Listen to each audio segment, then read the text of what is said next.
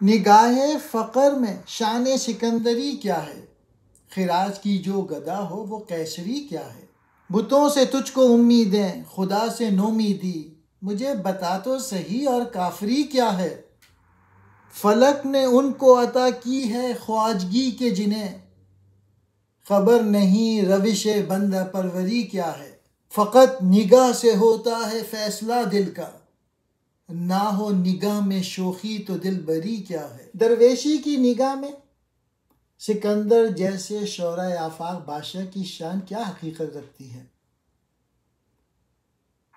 بھلا وہ بادشاہ بھی کوئی بادشاہ ہے جو خراج لے کر گداگری کی محتاج ہو؟ مطلب یہ ہے کہ جتنے بھی بادشاہ گزرے ہیں، جتنے بھی وزیر اعظم گزرے ہیں، وہ رعایا سے خراج لے کر خزانہ بھرتے اور اپنا خرچ چلاتے رہے۔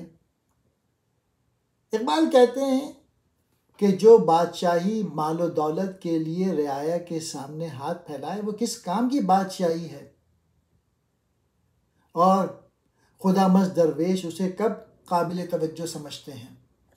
تو بتوں سے امیدیں لگائے بیٹھا ہے، لوگوں سے امیدیں لگائے بیٹھا ہے اور خدا کی رحمت سے مایوس نظر آتا ہے۔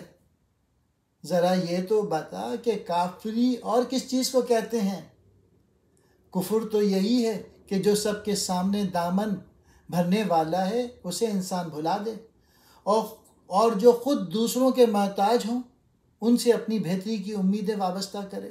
آسمان نے ایسے لوگوں کو وزیر اعظم بنا دیا جو بندہ پروری کے طور طریقوں ہی سے بے خبر ہیں۔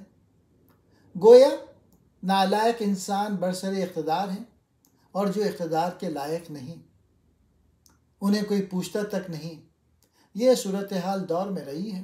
چوتھے شعر میں اقبال کہتے ہیں، اگر کوئی شخص دوسروں کے دلوں پر حکومت کرنا چاہتا ہے تو اسے لازم ہے کہ اپنی نگاہ میں شوخی یا دلبری کی شان پیدا کرے، کیونکہ دل کا فیصلہ عموماً نگاہ سے ہوتا ہے۔ سبب یہ ہے کہ جب تک کسی کی شخصیت میں دلکشی نہ ہو تو لوگ اس کے گرویدہ نہیں ہو سکتے۔ خراج کہتے ہیں ٹیکس کو، قیصری کہتے ہیں بادشاہی کو، خواجگی کہتے ہیں سرداری کو، حکمرانی کو، بندہ پروری غلام سے حسن سلوک کرنا۔